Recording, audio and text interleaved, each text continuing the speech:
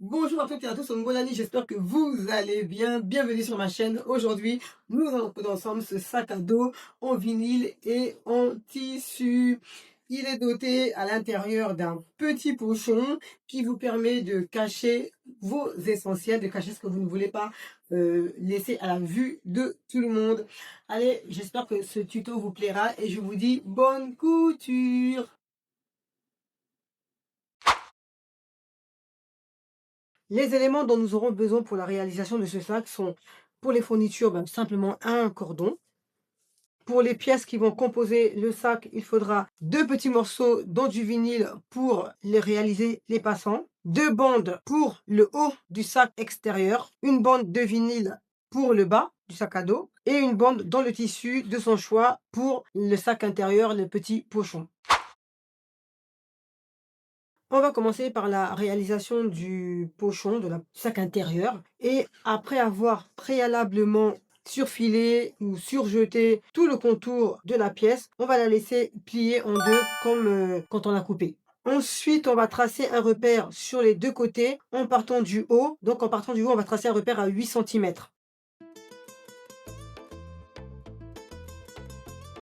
Je vais placer une épingle pour que vous visualisiez mieux les repères. Et je vais d'ailleurs placer des épingles pardon, tout le long sur les deux côtés, sur les deux longueurs. On peut aller piquer en partant d'un repère jusqu'au bout sur chaque longueur. La couture est réalisée. Maintenant, on va aller sur les côtés, ouvrir les coutures au fer à repasser, surtout celle du haut, pour avoir quelque chose de propre par la suite. Donc, on va se servir de la couture pour plier correctement la partie qui n'est pas cousue. Et donc, on va s'aider du fer à repasser pour faire cette manœuvre.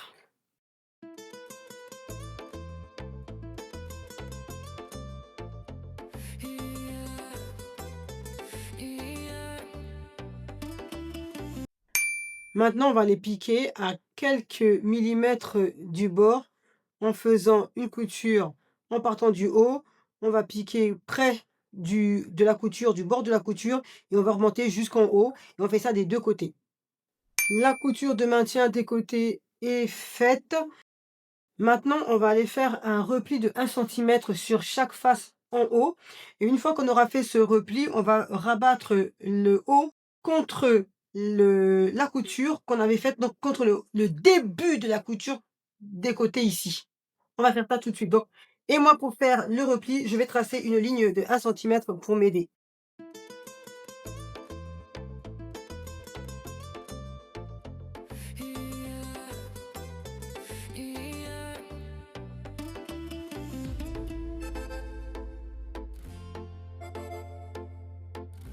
Et ensuite, on vient rabattre contre le début de la couture de côté.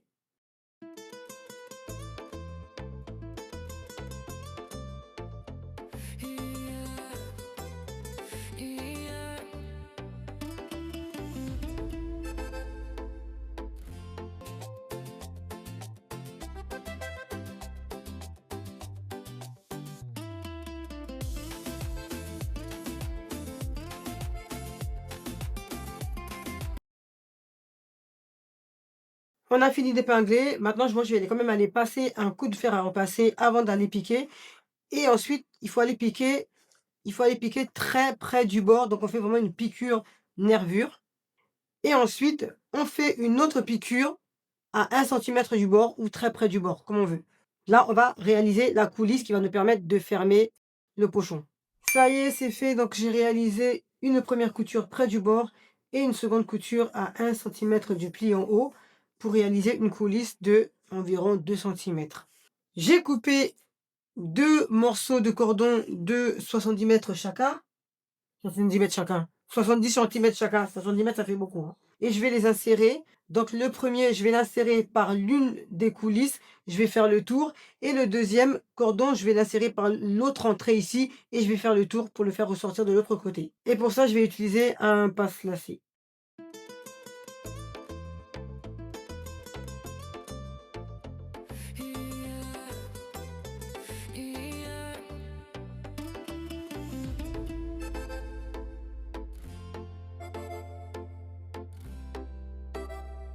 Je place une pince quand même pour sécuriser, pour qu'il ne n'entre pas, pour que j'ai pas besoin de refaire ce que je viens de faire. Voilà. Donc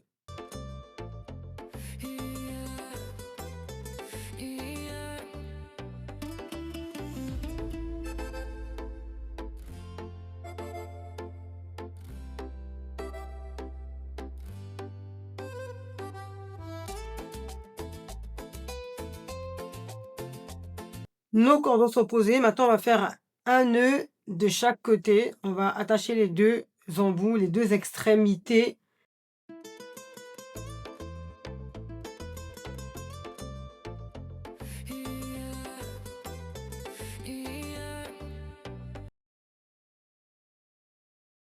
On va continuer par la réalisation du sac à dos en lui-même, du sac à dos extérieur. Donc on prend les 2 pièces du haut et sur les largeurs ici, sur les côtés, on va faire un repli de 1 centimètre. Et comme d'habitude, je vais tracer une ligne pour m'aider à faire ce repli.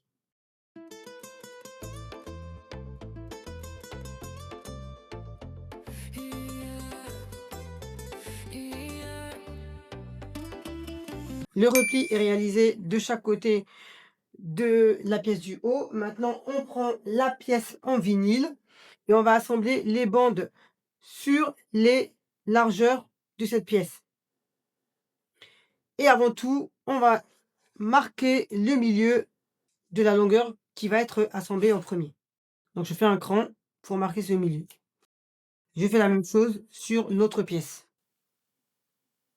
Une fois que les crans sont faits, on va poser les bandes sur les largeurs du vinyle, mais on va au préalable marquer le milieu de ce vinyle aussi.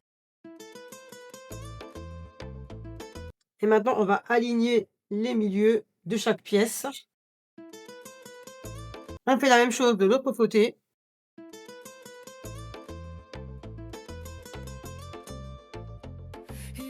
Maintenant, on va les piquer à 1 centimètre du bord sur les 2 largeurs. Et maintenant, je vais faire un repli de 1 centimètre. Donc, j'ai tracé mon trait au préalable pour m'aider pour faire mon repli. Et je vais faire donc un repli de 1 centimètre tout le long ici. Et ensuite, je vais aller placer mon repli contre la couture que je viens de réaliser. Je vais faire ça tout le long. Donc là, on ne peut pas épingler, mais à la limite, on peut scotcher si on le veut. Mais moi, je vais le faire en allant à la couture. Je vais faire en sorte que mon repli soit bien contre la couture que je viens de faire. Et il ne faut pas du tout que ça dépasse parce qu'il ne faut pas qu'on voit. Parce que de l'autre côté, ce sera l'extérieur, ce sera la partie qui sera visible.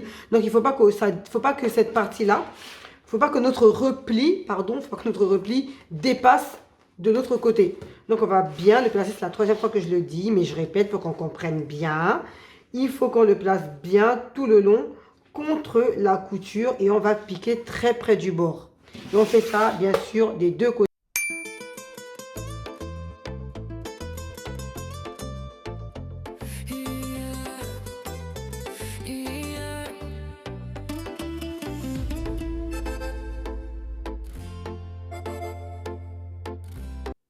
Donc, ça y est, c'est fait.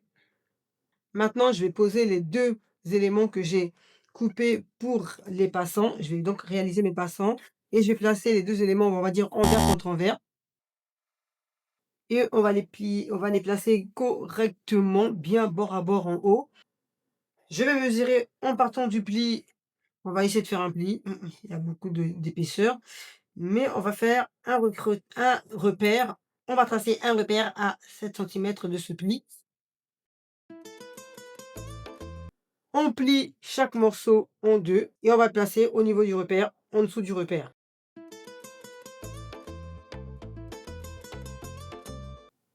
Et on place des pinces tout le long parce qu'on va les piquer les 2 longueurs.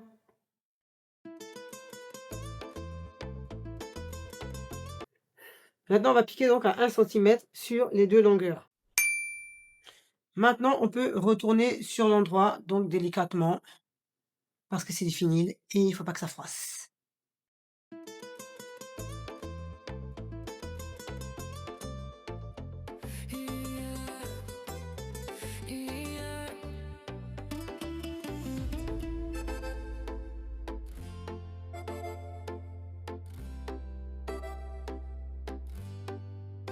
J'ai fini de retourner mon sac en vinyle et maintenant j'ai également ajouté l'une des cordes en la faisant entrer comme on a fait avec le petit pochon. Donc il faut couper 2 cordes de 1,50 m chacune. Après c'est à vous de voir selon la longueur souhaitée. Donc je vais, insérer la deuxième corde avec vous, mais moi comme ce sont des cordes qui ne sont pas du tout, en silicone qui s'effilochent facilement, je vais au préalable placer un morceau de scotch sur les extrémités et donc là on fait exactement ce qu'on a fait avec le petit pochon. On va l'insérer par la coulisse ici et la faire donc on entre dans la première coulisse et ensuite on va ressortir de l'autre côté.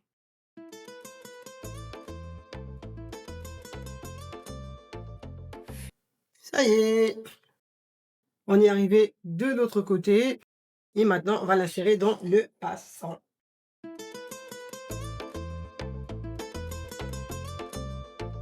Et ça y est, le sac est terminé. On peut insérer le petit pochon à l'intérieur. Ce que j'aime bien faire aussi, c'est ajouter un peu de colle, de la colle textile sur, l'extrémité des cordons pour éviter que ça s'effiloche. Comme ça colle les fibres. Ça y est, le tuto est terminé. J'espère qu'il vous a plu. Si c'est le cas, pensez à liker, à partager et à vous abonner pour ne rien manquer des prochaines cousettes. Et moi, je vous dis à très vite pour une nouvelle création. En attendant, si vous voulez éviter les erreurs et suivre les bonnes étapes pour réaliser un sac, j'ai préparé un e-book gratuit pour vous. Le lien est dans la description.